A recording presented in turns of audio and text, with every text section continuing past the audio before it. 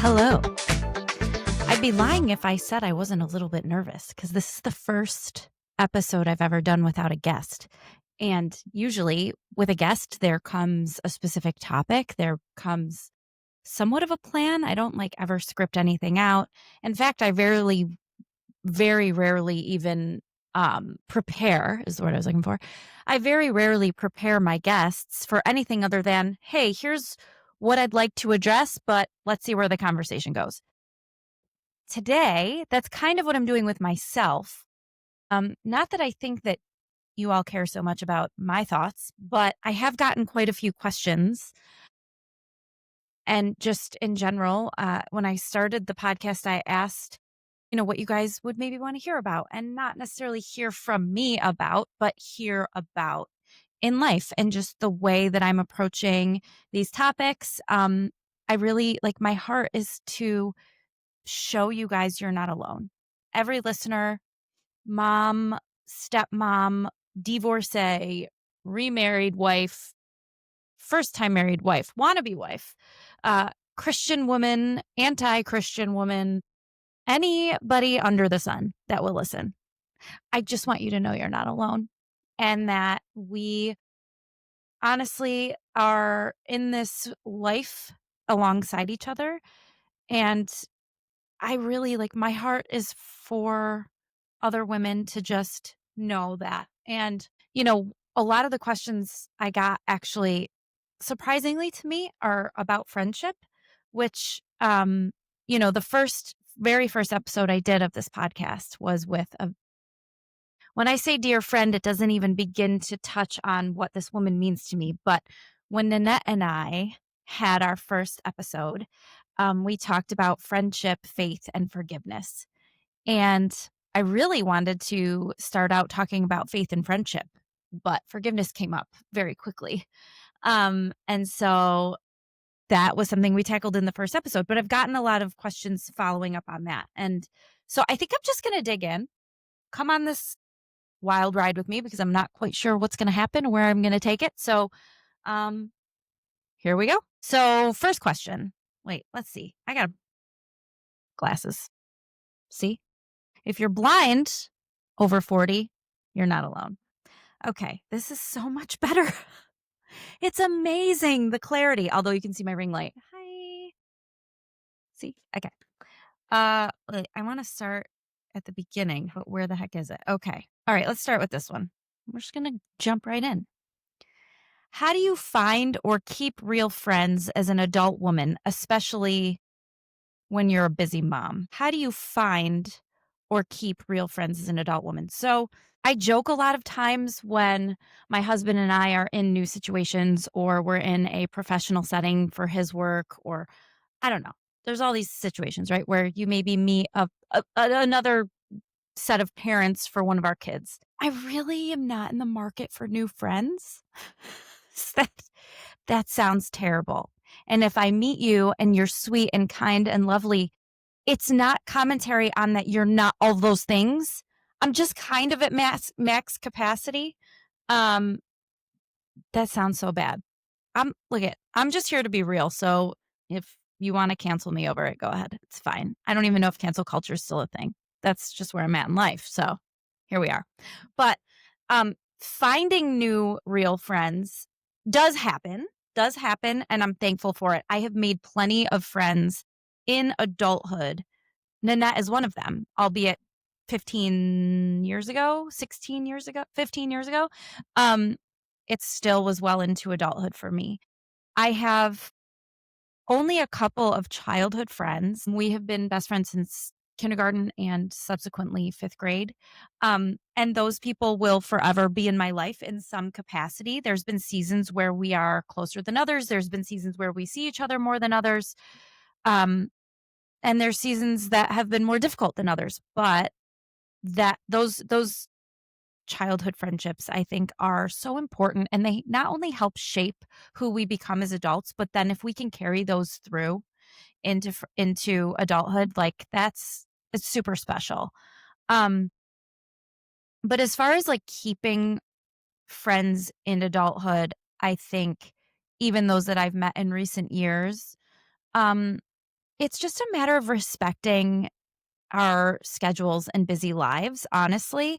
And the people that can't handle that or expect more from you or are offended when they don't hear from you or you don't respond to a text within a couple of hours or even a couple of days, honestly, I'm the worst. Um, the people that can hang and like have a mutual understanding and respect, those are my people. Um, so I would just say keeping adult friendships is challenging, and I've had to release a lot of friendships, um, both that have been forced upon me to release and definitely ones I have released. And that's super healthy too. I think, while some of them, as I've watched friends come and go, some of them have made me sad watching them go or even forcing them to go or stepping away myself, but it's been necessary. And honestly, I can look at the seasons of them being in my life and be grateful for that, but I can also see the lesson in why they're no longer here. Bye-bye. Just kidding. Sort of. Again, I don't know. I'm not kidding. Let's just be real. Don't let don't let the door hit you in the ass. There's my language. See? Hello, Christians. Um, Anyways, so let's move on. Let's move on. Oh, this is a rough one. How do you deal with church hurt or hypocrisy without walking away from your faith? I mean, we could do a whole episode on this, honestly. Let's not get too down in the dumps. Let's just have a real conversation and a short one. And we're going to move on to lighter things. But church hurt, for those of you who are lifelong or seasoned Christians, it's a real thing. And I don't know a single Christian that hasn't dealt with some version of church hurt. And here's why. In my opinion, every church is like a country club. It just is. It's a club. It's a social club. And I'm not minimizing the positive aspects. I'm not minimizing the importance of community that exists within the church and the way in which God intended it and for us to have community and to worship in community. I'm not taking away from that. I enjoy church. We go to church. Okay. So let me just be very clear. I'm not coming down on church as it is intended. The community aspect of church, though, gets a little murky and dangerous. And the church is made up of humans, and humans suck a lot of times. We all fall short. We all make mistakes. And our humanness comes through a lot more than our spirituality sometimes. And so most of the time, even in a church setting when we're trying our hardest to hide that part of ourselves, I think. I digress. But the church hurt that I've experienced, and I can only speak to my experience, is it cuts deep. And honestly, I've been very candid about the pain I felt from the church through my divorce. And when I say the church, it has nothing to do with my faith. It has everything to do with the people that were in leadership at the time that were supposed to walk through a very dark valley with me, um, abandoned me completely. And I can look back at that time and recognize that was their issue. But it affected me deeply. These were people that I looked up to my entire life. These were people that I held close as family, that I respected, that all but turned their back on me completely on the drop of a dime. Is that the saying? The drop of a hat? The turn of a dime? Who knows the idiom? Somebody help me out. But that was really difficult. But I will say that dealing with that and reconciling those emotions and not therefore putting those in the bucket of my faith or what God was saying or doing or feeling toward me and vice versa, that was a really important lesson for me. And I know I've touched on that so many times already in the few episodes that exist of this podcast, but I'll say it again, that God hates divorce, yes, but God doesn't hate the divorced. And that was a turning point for my faith. And I think is applicable far beyond the topic of divorce. It is applicable to us understanding as believers that we are loved and we are created in the image of God, and that as a father, if we look at God the Father, he loves us so much more than we can comprehend. And as a mom, I've had to apply that to my children. If I love my kids, if any of my kids came to me and said, I committed this crime, or I hurt this person, or I've been doing this bad thing, my reaction is not, well, therefore now I don't love you.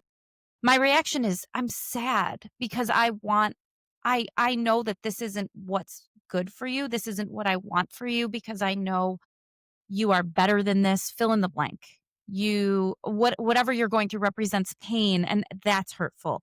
As a parent, if I can look at my kids that way, I expect that, and I know that God the Father looks at us like, I don't like divorce because it represents pain and brokenness and division, and that is not my design.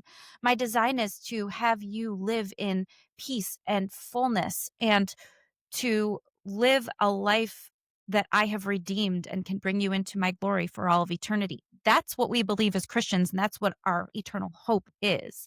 So if that's his heart for us, I can't imagine that anything we do would turn him from us. It doesn't. His word says it doesn't. But it is difficult to accept that kind of love in the face of sin. And he doesn't condone our sin. We don't condone the bad things our children do, bad, right? We don't condone the things that we wish they wouldn't participate in, or whatever the case may be. But that doesn't make us love them less. And there is forgiveness. And so I have time over time required forgiveness in my life from others, and especially from God.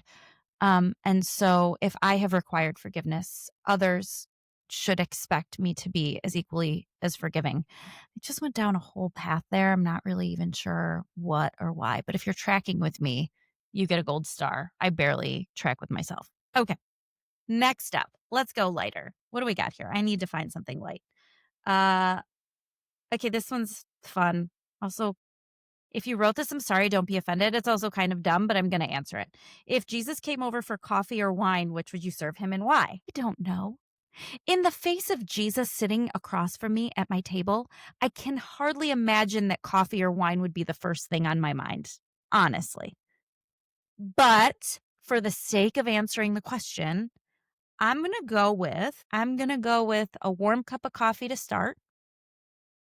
And as we get comfortable, a little wine. Or maybe we should reverse that, because if you have a glass of wine, maybe everybody just kind of chills out a little bit, and then we can have a good conversation over coffee. I'm going to change my answer.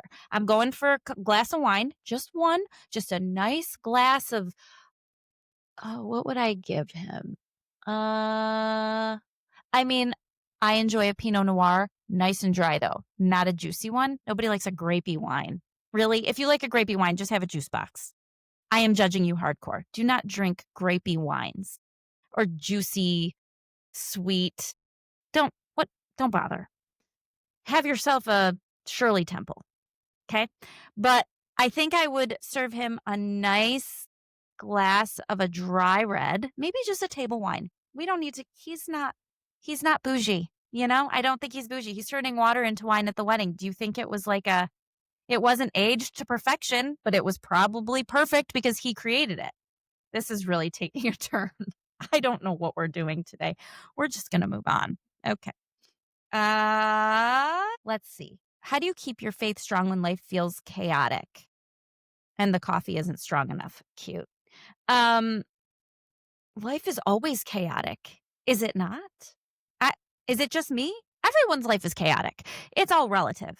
Um, people look at our life and are like, "Oh my gosh, you have 6 kids," and well, yeah, but here's a funny little story I'll share with you. We do have 6 kids now, but for the better part of the 10 years of our marriage, we had 5 kids. My husband had 3, I had 2. Together we had 5. I did not birth 5. I birthed 2 children, and 3 are my stepchildren. But yes, we manage 5 little ones, or managed 5 little ones for quite a while before Ruby graced us with her presence. Um, and there was this one person, not even going to give them the pleasure of mentioning whether it was a man or woman, father or mother, husband or wife. But when my kids were in elementary school, we were sitting in the pickup foyer. You used to have to go in and sit and wait for these kids to be released, and they would call your name and inevitably say our name wrong, but it was a running joke through the years. And I would sit there, and there were friends and foes. And one of the foes who thought they were a friend once said to me, "Well, yeah, but you're a part time parent." I'm sorry, what? And the person repeated themselves and said, "Well, yeah, you're a part time parent. So how stressful could it be?" Sir, ma'am, whichever you are, you're only one of the two. Um, Parenting is never part time. It's just not. Whether that plays out logistically or emotionally or spiritually, for me, has been 100% of my personality for the past 16 years.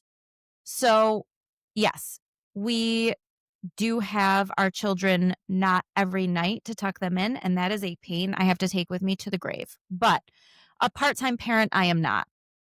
That being said, when you're talking about chaos in our life, a lot of people, now we'll jump to the other end of the spectrum, people think, oh my gosh, how do you, they give us way too much credit.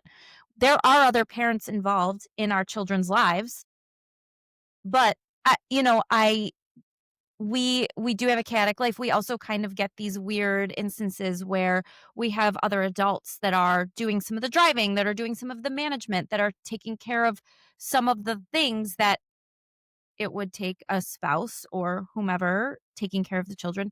So for us, it is very chaotic. That's just our family dynamic of there's a lot of people and there are ways in which we like run our household that I have discovered that are helpful, some are not. It's the rhythm of life. We all do it. If you have one kid or five kids or six kids or 10 kids, everybody figures out a rhythm for their own household and what helps you function. Um, Anyways, in the midst of all that, what helps me keep my faith strong when life is chaotic is choosing my faith, choosing to say in the difficult moments, Lord, you brought me here. This is a blessing. Help me to see it as a blessing today. Help me to be thankful for the sleepless nights. Help me to be thankful that I'm taking care of children and having to buy more food, which I'm capable of doing, um, because you've blessed us. So, and look, let's be honest. Do I always look at things like that? No. There's been plenty of times where I'm sitting like, what in the actual is happening? Why is this happening to us? Why is this child going through this? Why is this child getting this diagnosis? This isn't fair. What are we doing? How have I clung to my faith in those moments? I haven't always. When I had my miscarriage before Ruby, which was a completely unexpected turn of events following a tumultuous season in our lives for many reasons and inflicted upon us by other people. Then I had found myself pregnant, and my husband had had a vasectomy 10 years prior, found myself pregnant. And so I'm like, this must be a gift from God. Then I lose that pregnancy and I'm like, God, what the heck are you doing to me? So holding on to faith in chaos has not always been my default. It is something that I feel strongly about that should be, but in reality, it's not always. And anyone that tells you otherwise is lying to your face. Faith is a choice, and it's one that I choose daily. And I hope and pray the people I love and know, and even those that I don't, would make the same choice. But that is, like hanging onto it by a thread is still hanging onto it. And I think that's the most important thing. Okay, I said we were going to get lighter, and that wasn't light. Where are the fun questions, people? I know there's some in here. Let's see. What does quiet time look like for you? What do you do for self-care? I love this question. I mean, self-care, I've seen these things on TikTok. They're like, self-care is not a shower. It is not time to like brush your teeth and wash your face. Yes, it is. Yes, it is. I define self care by any moment someone is not hanging on me, looking to me for food, asking to have their laundry done, or drive them somewhere. Self care for me is just the quiet. Like I drive, okay, this might sound psychotic. this might be exposing myself. I drive in silence 98% of the time. And the 2% that isn't silent, 1% I'll give to Ruby for if she's kind of melting down and I have to turn on Lion King or Super Simple Songs or something that she'll listen to and that makes her happy and whatever. The other 1% is, some version of depending on my my nude. No, never. Anyways, never driving nude, just to clarify what I meant. um, I'm either listening to worship music. So within my 1%, remember, 98% silent, 1% Ruby Rose. The other 1% is equally divided between sending and receiving Marco Polos, which really only happens in my car, listening to worship music, depending on my mood, listening to Taylor Swift, depending on my mood, listening to a radio station of an artist I prefer, which is really only Ben Rector. Oh, that's what we got. And while I have a deep appreciation for 90s and early 2000s R&B and music and pop and all of it. And it's all in here. It's like stuck. When I can't remember where I put my keys or I don't remember my mile-long laundry list if I'm actually laundry list? Mm-hmm. Grocery list when I'm in the middle of Wegmans, which also happens rarely because I do Instacart. What was I saying? If anyone's watching, this is a case study in overloaded brain syndrome, also probably known as perimenopause, coupled with a mom of 6 and a household and 3 businesses and a podcast and a master's degree. No idea what I was saying. We're going to have to go back to that. What was I saying? What was my point? This is why I need a guest to keep me on track. But you're not talking back to me right now, so I don't even know what I was saying. What the heck? Okay, quiet. Me time. Got it. Looked at the question. See that? I needed a trigger. That was the trigger to help me remember. Me time is anytime I don't need to be needed by someone else. And sometimes that is just taking a shower. And sometimes that is driving in quiet. The end. That was good. Okay. What's one mom fail that's actually kind of hilarious now? Okay, one comes to mind, but I hesitate in sharing it because you may call CPS. Don't. When my children I know their ages because I know where we were living and it was post-divorce, pre-marriage. So there was a very specific time that we lived in this particular townhouse. And my son Liam at the time was 6 and my daughter Emily was 4. Right? No, because we got married when he was 6. So no, it was that fall. Okay, sorry, I digress. Anyways, he was 6, Emily was 4. Liam and Emily at the time shared a bedroom. They were little. It was fine. I painted one side of the room for him, one side of the room for her. It was great. He got frustrated with her and he kicked her in the stomach. And she fell down and cried and it was a whole thing and it was right before bedtime. And I was like, Liam, Michael, don't you ever do that again. And he was like crying and he was so upset and she was crying. And so I took my foot and I like put it on his chest and like nudged him and he fell back and like went like this into the doorway and fell. And I was like, oh my God, what did I do? What I did not do was kick him hard in the stomach. I did not do that. I would not be telling this story if it was actually that bad. He, though, then started crying. So you've got crying 4-year-old who had been kicked by her brother, crying 6-year-old who had now been tapped with his mother's foot in return to see that it wasn't fun, who then tripped over a toy and fell backwards into the door, and crying mother for her crying baby, her other crying baby, and her crying baby self because she just retaliated in a way that looked worse than it felt, but in the moment, not funny. Today, kind of funny. I'll have to ask that. I wonder if they remember that. Emily probably doesn't. I wonder if Liam does. And what does that say about me? Not great things. I promise he didn't get hurt. I promise I didn't kick him. I like nudged him, but he started falling back I'm t too much defense makes me look guilty, right? We're gonna move on. Okay, but that was fun. Hilarious. Uh, have you okay, this one's okay, we're just gonna go for it. Have you ever had to forgive someone who betrayed your trust? How do you actually do that? No. My answer is no. Have I ever had to forgive a friend or had to forgive someone who betrayed your trust, and how did I actually do that? I've never had to do anything.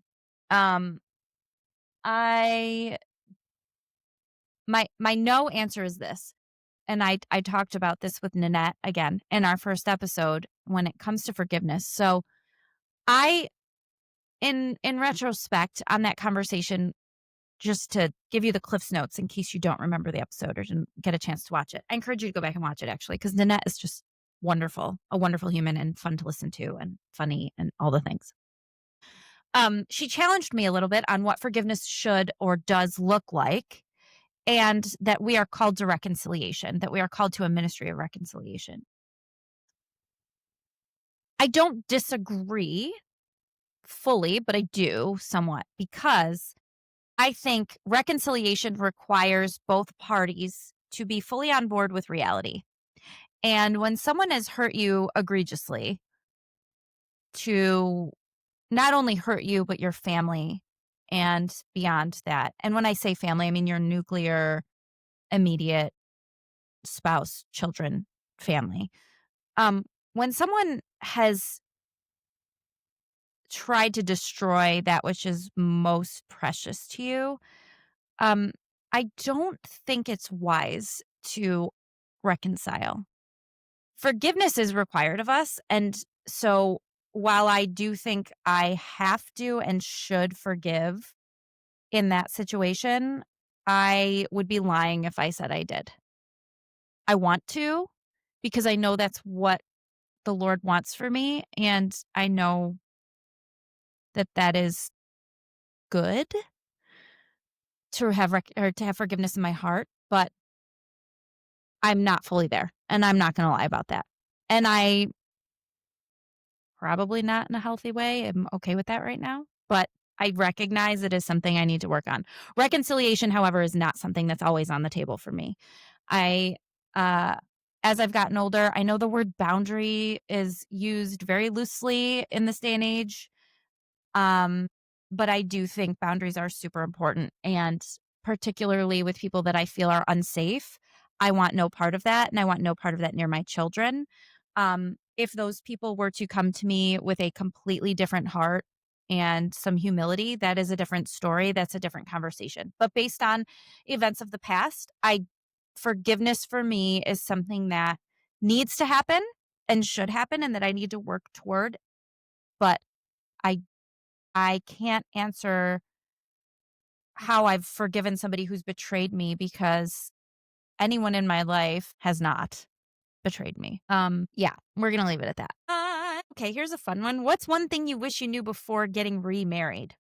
Well, I mean, here's something I wish I knew before I got married in the first place. Uh, Marriage should be fun. It should be you should be married to somebody that is your best friend. And I've talked about this again ad nauseum, so I'm sure you're sick of hearing about how much I adore my husband, but I do. And he's the best. Um, but one thing I wish I knew before getting married is that I wish I had known how important it was to marry your best friend.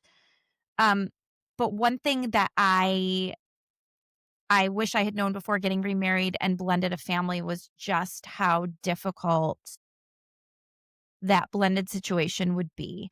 And that's not to say it's not had its beautiful history. I mean, we are in a wonderful place now, and I'm so grateful for that. And we've never been in a bad place, but the way I handled being a stepmom, it was because my stepkid's mother is very much alive and involved. um, I was so scared of my kids having somebody replace me on the other side that I, in turn, approached my role as a stepmom in a very hands off way. So while I've been loving and caring and nurturing in a way that I felt was appropriate, I've been when they were young, when they were really young in the first couple of years of our marriage, I think I was so hands off that it then created almost a divide or a disconnect, and they didn't understand why I wasn't motherly toward them. And when I say motherly, I mean I wasn't every time I saw them, "Oh my gosh, you guys, I missed you. Come in," like you would do, like I did with my own two. And I have regrets about that. And I've actually been able to have really mature, open conversations with, I think, all of them, particularly my stepdaughter, but I think the boys as well, and just been open about how I can see in hindsight that that wasn't the best approach for all of us, for them or for me. But it came out of a place of respect, and it ended up being flawed. It was a flawed approach, but it came out of, like, this fear in me about my kids, so I then projected that onto my relationship with my stepkids, and, you know, thankfully, we've grown through that together, and I think that they have some grace for that. They also have a very different experience on the other side, and so they have somebody else in their life in a role of step parent that doesn't have their own children. For me, I think, I never wanted to overstep, and I am an overly respectful person in that way. I'm not sure that that was warranted or deserving on the other side, but that was my approach. I think my advice now and what I wish I had known was that it's okay to step into this role and to love on these kids in a way that puts your maternal instincts first and not other people. I think that's the crux of it. I think my experience with my kid's stepmom, we are very much friends now and have a very respectful relationship, and truly she's been respectful of my position as their mother, and we have had really tough conversations, and we've had seasons of not talking at all and of some anger and hurt, but over 10 years now of my ex and his wife being married, and my husband and I have been married 10 years, um we've done a lot of hard work together. Actually, little teaser, uh I think she's gonna be a guest on the podcast soon. We just have to figure out schedules, but I think that'll be a really fun conversation because, and not just fun, but honestly tough and real, but we both we both know how important it is that we prioritize our relationship in order to therefore prioritize the kids. And I think that it's really been a beautiful journey. Um, so I can speak to the positive of that on that side. As far as our marriage though, what I wish I had known was how awesome it could be. So that's the positive note, is that I didn't know marriage could be this fun. And my marriage is super fun. Like I adore my husband, if I haven't said that. We have fun together, and that's what I want my kids. I want my kids to see that. I want my kids to live that. I want my kids to experience that. And I can't wait to, like, witness that in their lives. Like I can't wait to have those adult relationships with my kids. I mean, I can wait. I can wait. But I'm just saying, down the road, I look forward to that. That's what I wish I knew. There's probably more, but that's what came to mind. Um, gosh, some of these are so heavy. And I don't want to, like, I just did that one. I don't want to, like, go through all of them while I appreciate them. Okay, here's one. Here's one. Can you talk about how if you don't dress like a colonial woman and listen to worship music only, that you're made to feel like an outsider in the Christian community? Ah, so much to say. If you don't dress like a colonial woman, I mean, um, okay, I grew up in the height of purity culture. For those of you who don't know what purity culture is, it was a time in Christian youth culture that, I mean, it feels as though, in my memory, and if you're listening or watching and grew up with me in youth group or grew up in youth group around the same time as I did in the 90s, late 90s, early 2000s even, every single sermon or every single, like, youth group focus was about abstinence. Correct me if I'm wrong. But I don't if there were other conversations to be had, I do not remember them. There were contracts to be signed, there were rings to be worn, there were, clothing guidelines to follow, and look it all comes out of a good place. Do we want our children to respect themselves and their bodies enough to save themselves for marriage, to not participate in dangerous behavior, to not, you know, to not disrespect the temple that is their body that the Lord has given them. Uh, yes, all of those things are true, and I want that for my kids. The way in which it was focused on for us was borderline. I don't okay, abusive is like it's too much. All right, we're not going to like throw around these words like narcissistic, abusive. Not that narcissistic is applied to this. I'm just saying like these like common therapy words that are thrown around and overused. Um, but the not abusive, but like creepy, maybe. It was creepy how much our clothing and our sexuality was talked about in youth group. It was uncomfortable. Um, and it just was like, ugh. So like I think people in our generation grew up in that, a lot of people have, like, turned the opposite direction because it's just like anything with kids, right? Like, if you tell them, "Don't touch that," all they wanna do is touch that. That was an odd choice of words given what we're talking about. But anyways, for us, it was like, if you wear something that's too tight or too strappy or too short or too like, never too long, I suppose, or unless you're talking about a plunging neckline, um, everything was sexualized. And so you can't then therefore expect adolescents to ignore sexuality when all that's being drawn to their attention is sexuality. And I think the church has come a long way and youth culture in the church has come a long way and recognizing it was too much in that season. And I know I'm speaking in generalities, right? But I think now there is this awareness that it was too much. And there's other things that are focused on now that are arguably too much, right? It goes in seasons. But for my upbringing specifically, I grew up in purity culture. Our clothing was always discussed. And I will say, like, when I got to college, I was like, well, screw this. And I never went out without a plunging neckline or a short skirt or, I mean, we could take a deep dive into that, but we're not going there in this episode. We're just not. Maybe someday. Um, so okay, so the question, can you talk about how if you don't dress like a colonial woman and listen to worship music only, you're made to feel like an outsider in the Christian community?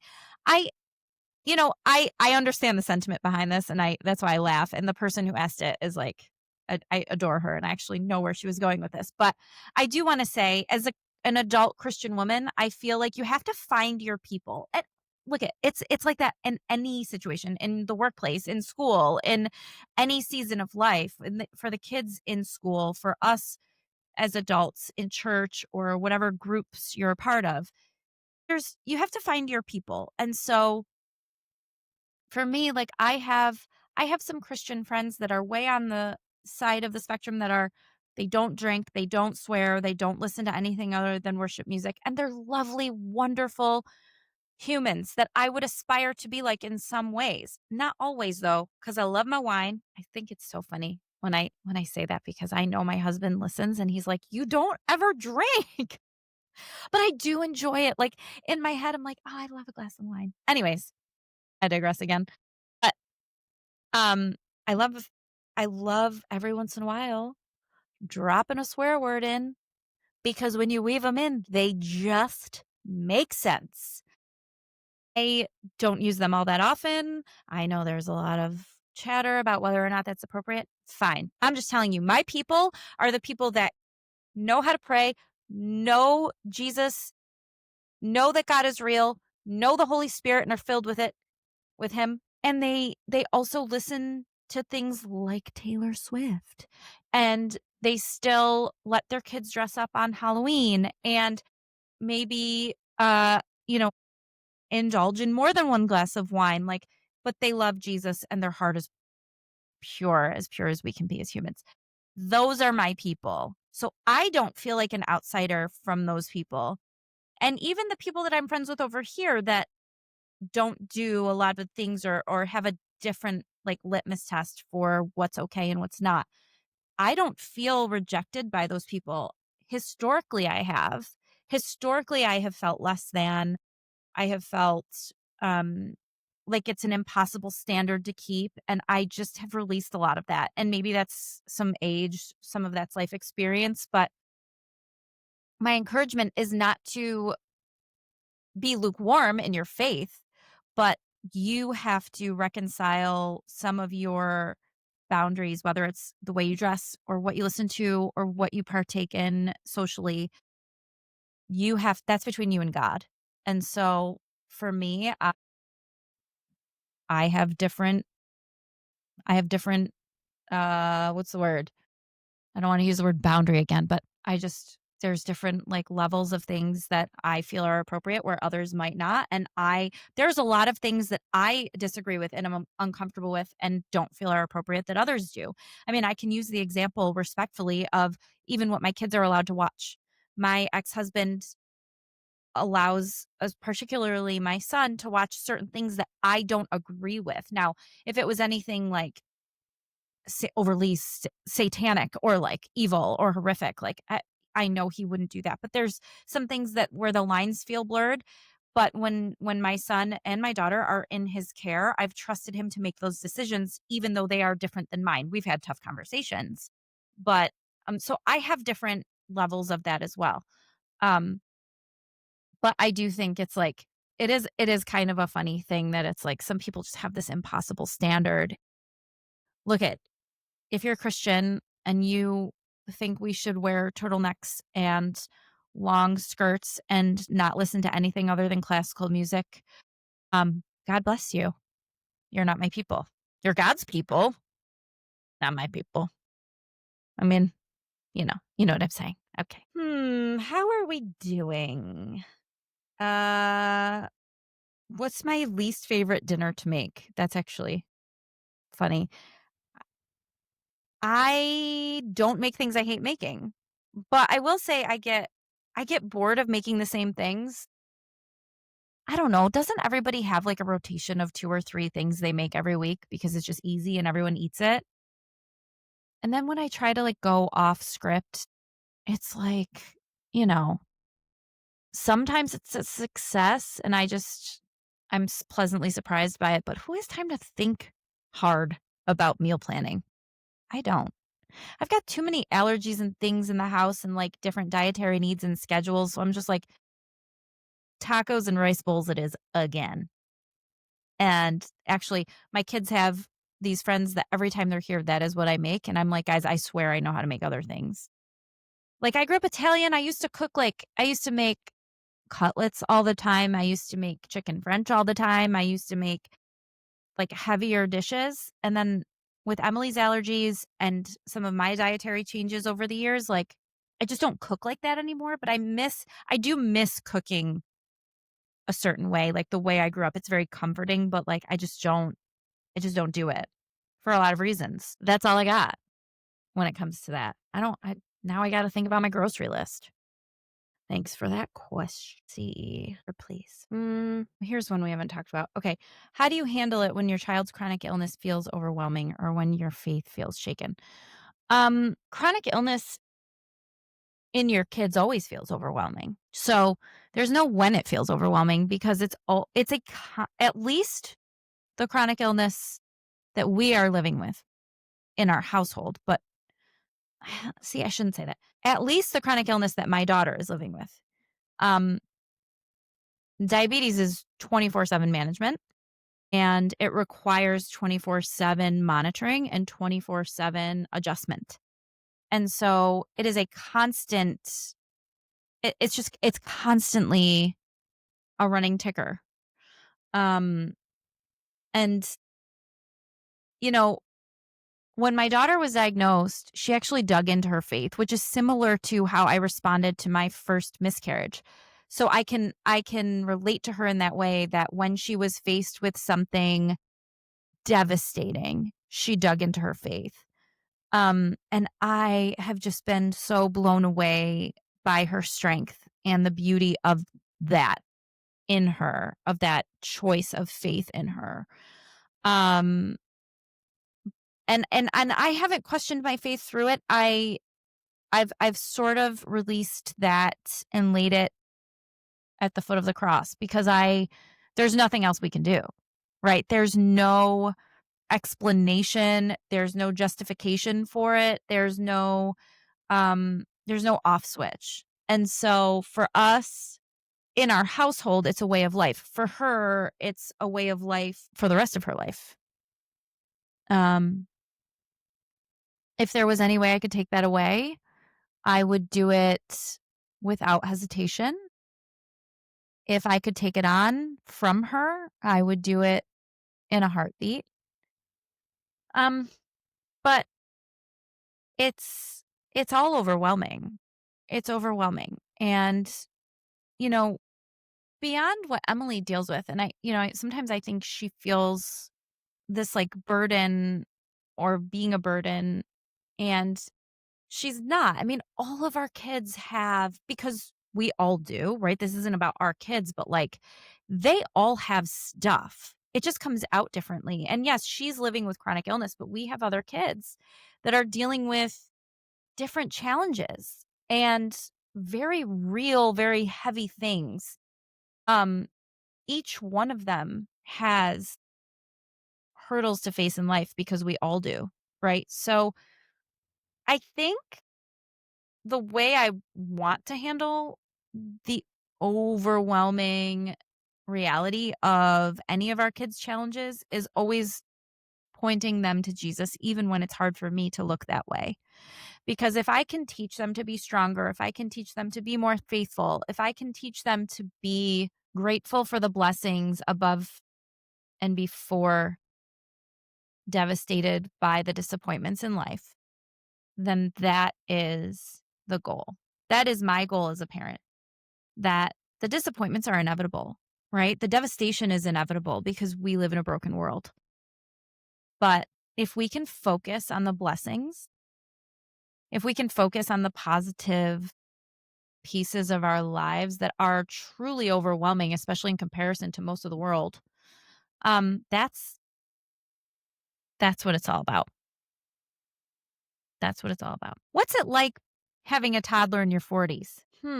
Well, toddler in my 40s can only be described the same simultaneously while describing a night in the life of our family with 5 teenagers and a baby. So, last night, for example, it's 8:30 at night. Most toddlers, particularly those under 2, are in bed, or at least heading that way. My feral child was running around the living room covered in stickers, eating candy that had been displayed over our coffee table thanks to my stepdaughter and her boyfriend, who stopped at Target for me because I was in need. My feral daughter was running around the living room screaming all of the kids' names, covered in stickers, eating candy she shouldn't be eating. Stepdaughter and boyfriend sitting on the floor. My daughter and one of her best friends in the kitchen practicing dance routines for an audition. Stepsons 1 and 2 on the couch watching football with my husband, who is in a downward dog position and doing push-ups, while my son Liam was up in his room with the door open and a movie blasting, and his art teacher also sitting on our couch, who is like an extension of our family at this point, sitting there dissecting the cultural significance of Taylor Swift's music. Oh, and my 70-plus-year-old aunt who drove my daughter home from dance was also visiting and sitting there taking this all in. So, what's it like having a toddler in your 40s?